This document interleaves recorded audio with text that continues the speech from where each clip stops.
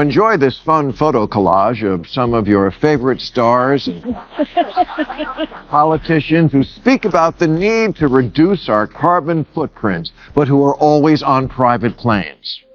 That's right, all of them. If you don't see a celebrity's picture here, it's because we weren't allowed to use it.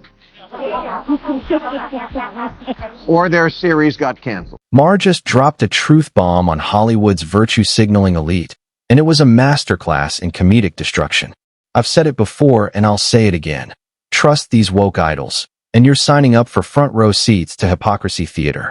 Their double standards are so thick you could spread them on toast, and even the devil himself would feel dirty afterward. From George Clooney's polished moral preaching to Bernie Sanders' socialism for thee but not for me act, Maher torched them all without mercy. And honestly, it was long overdue. Grab your popcorn. This takedown deserves a standing ovation. Are not good people. It's just not in us, including me.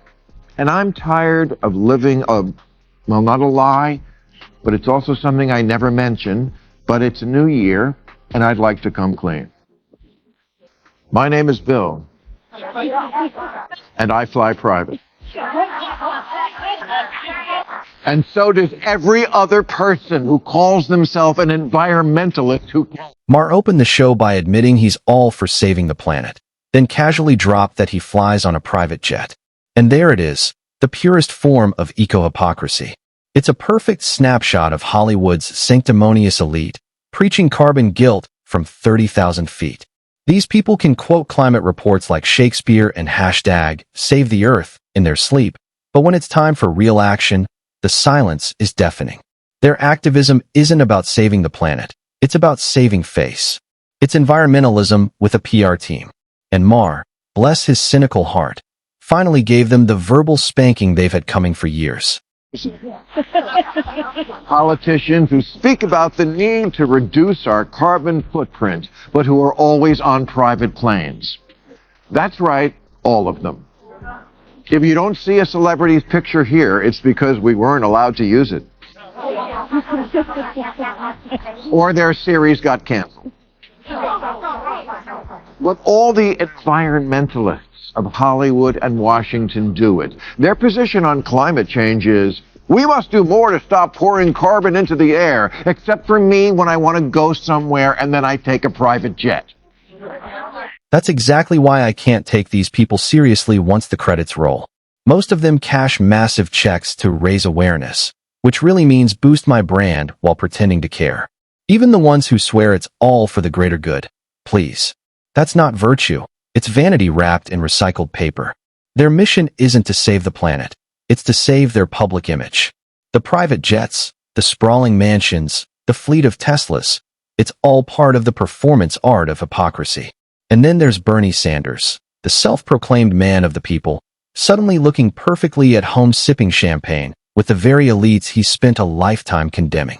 Environmentalists of Hollywood and Washington do it. Their position on climate change is, we must do more to stop pouring carbon into the air, except for me when I want to go somewhere and then I take a private jet.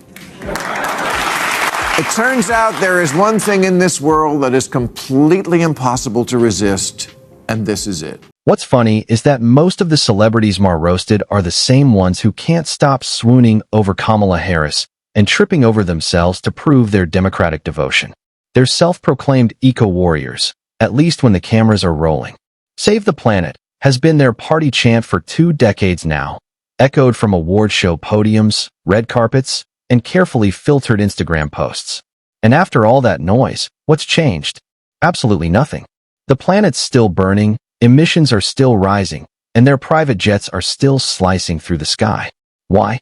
Because it's never been about progress, it's always been about performance. Their activism is a costume, their passion rehearsed. They don't crave responsibility, they crave applause. They champion causes the same way they champion movie roles. Memorize the lines, strike the pose, collect the praise, then cruise home in an SUV the size of a studio apartment. There is one thing in this world that is completely impossible to resist, and this is it. It's like heroin. If you do it once, you'll never stop. There are two kinds of people in the world, those who fly private and those who would if they could. Bill Maher's just calling it like it is. And honestly, I'm right there with him. If I ever got the chance to hop on a private jet, I wouldn't think twice. Who would? It's fast, quiet, and blissfully free of screaming toddlers and TSA glove inspections.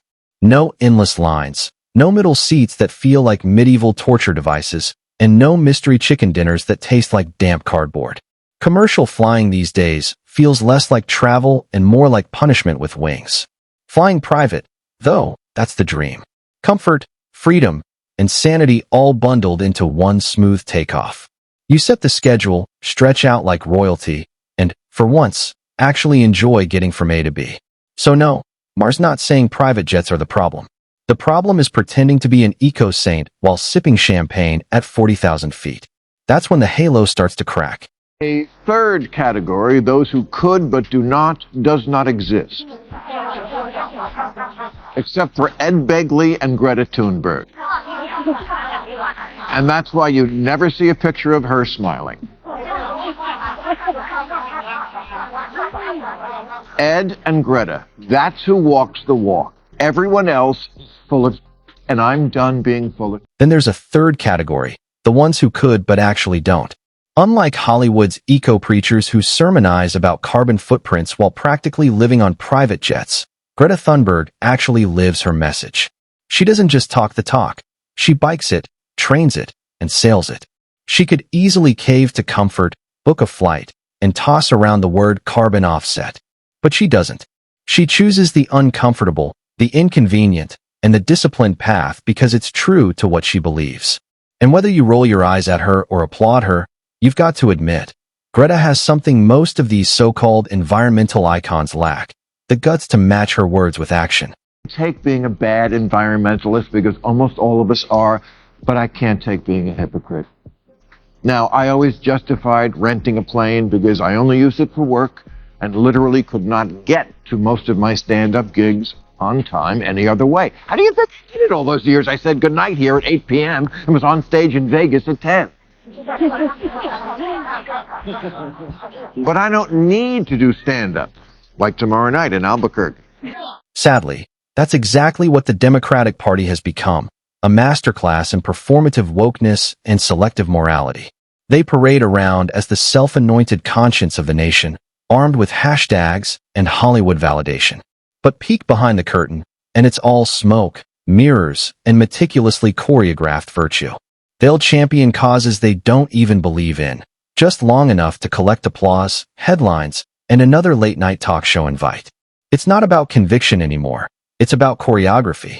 Every word runs through a PR filter. Every statement is scrubbed clean to offend absolutely no one.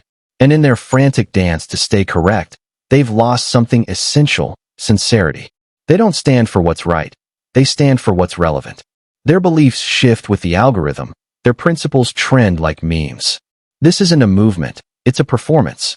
A party built on slogans instead of substance, where image beats integrity every single time.